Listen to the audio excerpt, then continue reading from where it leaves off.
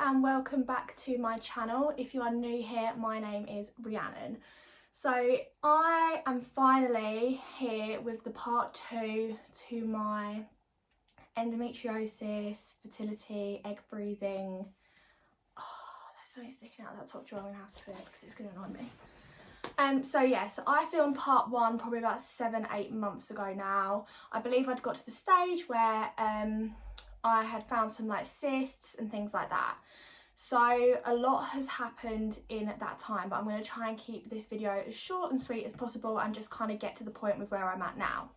So I obviously was having like recurrent ovarian cysts and they basically weren't happy to go ahead, and then I believe I got to the stage where I just decided to delay my treatment because I was struggling with trying to complete my master's degree and to actually do this whole egg freezing situation. So that is kind of like where I believe I stopped the last video at. So that was all back in February, March time. So obviously now, yeah, as I said, a lot has happened. So basically in March I took a bit of a break from it, had some counselling and tried to sort out myself, like went on holiday and kind of put everything on break. And then I had an appointment with my endometriosis consultant in, by the way, if you hear people talking in the background, my parents are in and my house is literally the most least soundproof place ever. So around April time I had an appointment with my endometriosis consultant and we discussed what was happening with constantly getting cysts, and obviously they couldn't do the egg freezing whilst I kept getting these ovarian cysts. So they are just simple cysts, but obviously if they're in your ovaries and they're trying to collect the eggs, then it's a bit difficult. So I decided, I had the Mirena coil at the time and they kind of said that the Mirena coil could be a contributor to this. Like the Mirena coil is known to cause these like bigger simple cysts. So I have had the Mirena coil since I was 14 because of like my endometriosis, because of my heart condition. I hadn't taken hormonal like oral contraception or anything because it goes into your bloodstream. Mirena coil doesn't. So I decided in May to get the coil removed and see what happened and actually try the pill again. So I got the coil removed and we decided to scan me like 6 to 8 weeks later to see if that had helped the cyst. So I got the coil removed and I went onto the mini pill, so that's the progesterone only pill, and like my heart coped with it, so that was all fine. I did kind of get periods, but I just wasn't very happy on the pill, I'd say. Like I just, like not happy as in like my mental health, as in I just like, this is obviously a girly chat, so if you're a guy, like you probably don't want to listen to this, but I basically just kept getting like black discharge literally for about 2 months. I had it and I was just like, this is ridiculous. And then me and my boyfriend actually split up, so I decided to, I was like, well, I don't need contraception for that reason either, so I'm just going to come off the pill and see what happens. So I came off the pill and actually had my scan about a week later and there was no cyst. So in terms of the fertility side of things, we were like, yep, let's go ahead, perfect, can book it in. So we booked it in for August because in my head it was like, I'll finish uni and then before I start a new job, start my career, I can have my eggs frozen. Okay, so the angle might be a bit different right now, etc., because as I was editing I realised I watched the end of the first part of the video of part 1 of this endometriosis egg freezing series and realised I'd actually stopped it a lot earlier than I thought. So where the last vlog finished, or video finished, is that I was scheduled in to have my egg freezing done in March. So actually I ended up having a really bad like mental health decline, couldn't leave the house, my anxiety was awful because I was so scared for this egg freezing and trying to complete my master's degree. So I spoke with the nurse and they decided that because you need to be in a good mental state to do it, we would delay it and rescan me in like May time once I'd got the main part of my master's out and see what happened. So what happened is I had a scan in April or like beginning of May, because that's when like I'd completed most of my modules for my master's, and we found that I had another ovarian cyst, and so that's when we decided to remove the coil and go down that route to make sure I didn't have any cysts left. So that's where that gap happened. So I was due to start my egg freezing in March, delayed it because of my mental health, and then we found another cyst, so I couldn't go ahead with it, and that's why it was then scheduled for later down the year. So I hope this little snippet clears that up a little bit. So everything was literally booked in for August. So I had to have my bloods redone. I then had like, you start a pill and then 10 days later, like, there's this pill called northisterone, and they can put you on it to kind of like control your ovulation and control your bleeding. So I was due to start that, like, everything was booked in, my egg collection, literally everything. Had an anaesthetic review again in terms of my heart, and then the day before I was due to start the northisterone, they cancelled my whole cycle, the clinic. And I don't really want to get into this too much because I believe there's like an internal investigation going on, whatever, but they cancelled it the day before, and I was really upset, really fed up, and it was basically all because they didn't need to do another anaesthetic review. They did another one, and the anaesthetist that did it wasn't happy for me to go ahead with my procedure. They wanted an ECG and all this hoo-ha. In this meantime, I was worried. Obviously, just to recap, last year when this all started, obviously in October, I found out, so October 2021, I found out that my AMH, which is your anti-malarian hormone, something like that, I should know this, but it basically measures your ovarian reserve. So obviously women are born with all their eggs, and over time it decreases, which is why women get menopause. And mine was 9.4, and the average for a 21-year-old, obviously I was 21 at the time, is around 25. So it was significantly lower. So this is why I did all the egg freezing thing, and I was just a bit like, I want to get my AMH retested because we're now like a year down the line and I'm a bit worried. So I went to my original fertility doctor, so not the private clinic that were doing my egg freezing, the one that I originally saw at my local hospital on the NHS, and she decided, yeah, it's been a year, let's redo it. And then came the awful news, and I literally found this out like 2 weeks after me and my ex broke up, and it was just, yeah, that my AMH had dropped from 9.4 to 1.8. So that was really, really difficult, and I didn't know why. I didn't know why it had dropped so quick. They said it could be to do with the pill. It could have a slight impact, so we'd retest me 6 weeks later. Long story short, it got tested 6 weeks later and it's still 1.8. So obviously I had all these problems with my private fertility clinic, and I just had lost trust. Like, I didn't feel good about it, and I wasn't sure what I was going to do. Was I going to go ahead with the egg freezing? Like, they also did a scan called an antral follicle count, and this basically scans how many antral follicles you have in your ovaries. So an antral follicle is, everyone gets loads of antral follicles every month, and then one of these will turn into a dominant follicle, and that will mature into an egg. So, because obviously every woman produces 1 egg a month, that's why you get your period. So you've got loads of follicles and one of them matures into an egg. So I was having this antral follicle scan, and that also showed that I only had 6 follicles in total, and for someone my age I should have around like 20 follicles, around 20 to 30 follicles. So it was significantly low, and this antral follicle scan was done the 6 weeks later. So this wasn't when I had just come off the pill, this was like 6 weeks later. So I really didn't know what to do, and I wasn't sure where I was going to be at. And then I also had a consultation with my endometriosis consultant, and he mentioned that this was in like around the same time, this was around August time. He had decided that he wanted to do an MRI scan. He did an internal examination, and he felt that basically surrounding your uterus, I believe it is, you have 2 ligaments called your uterosacral ligaments. And when he did the internal examination, he felt that the right side, there was an enlargement. So he sent me for an MRI scan. So like the fertility clinic and the endometriosis thing was all going on at the same time. And so I got the MRI report about 3 weeks ago, I think.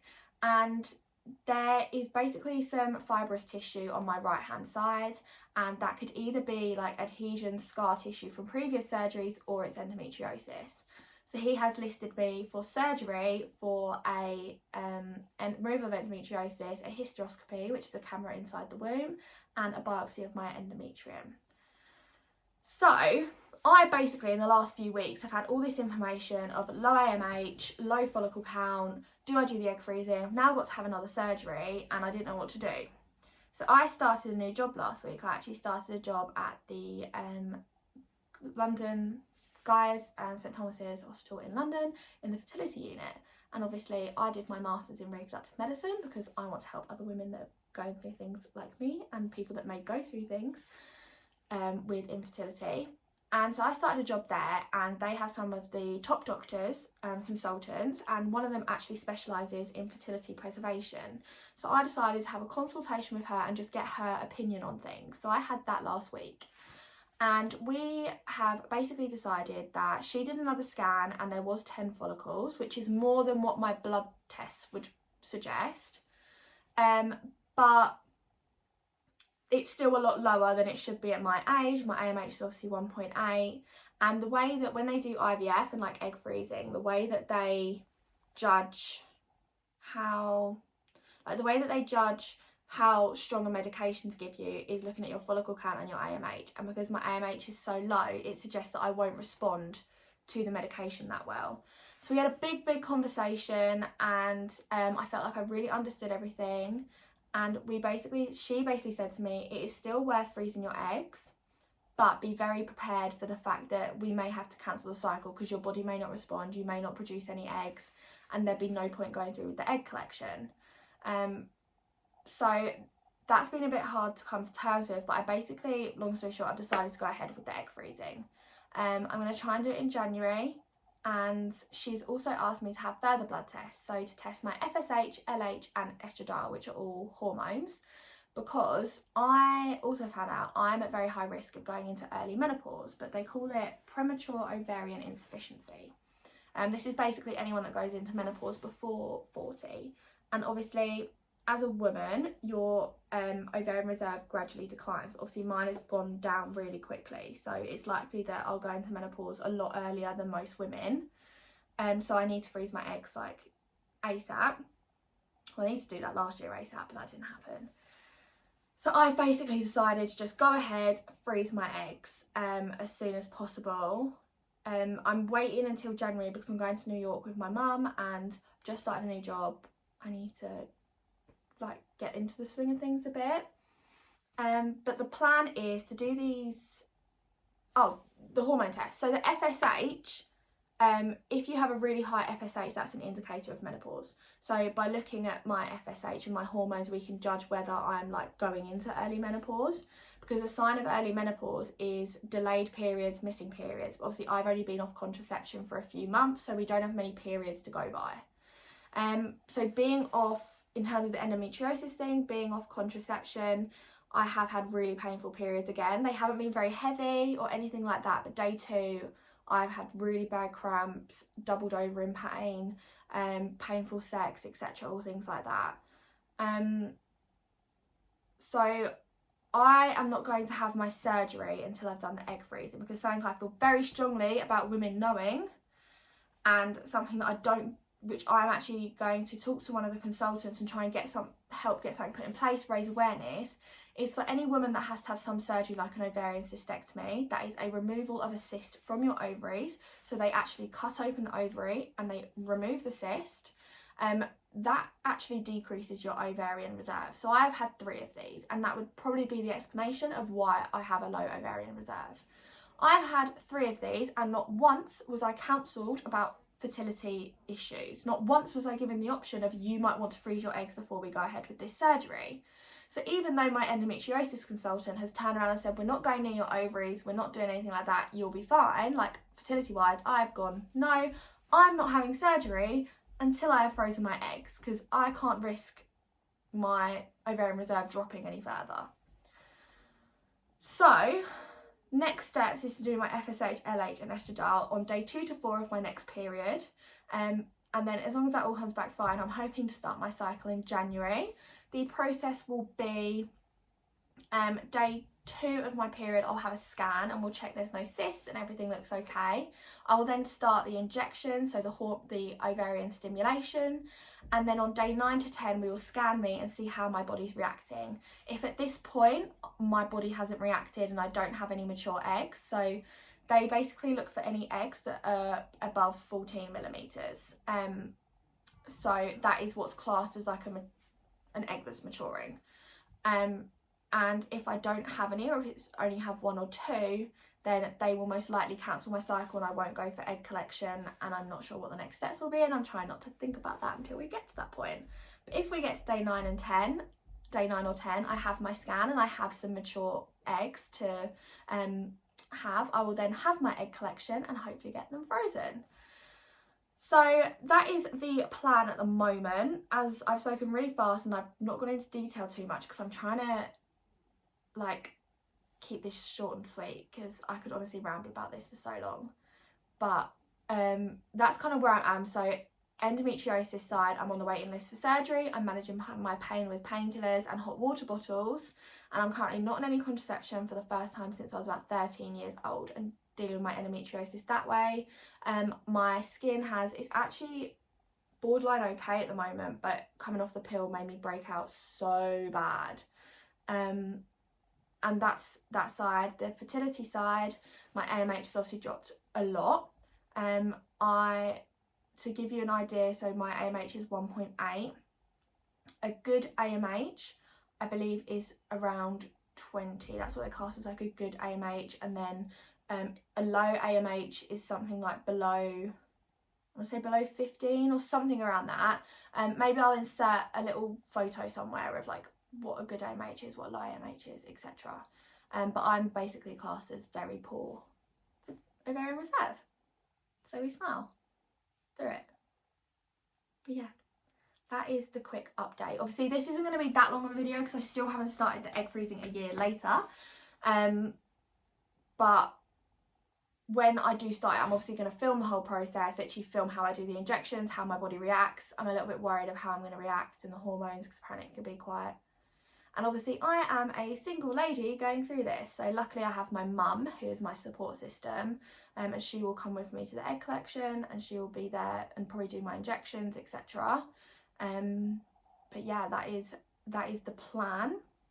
So I will link my Instagram down below, because I'll answer every question. So if you have any questions, DM me. So girls that DM me, I just answer every one of their questions, give them any advice.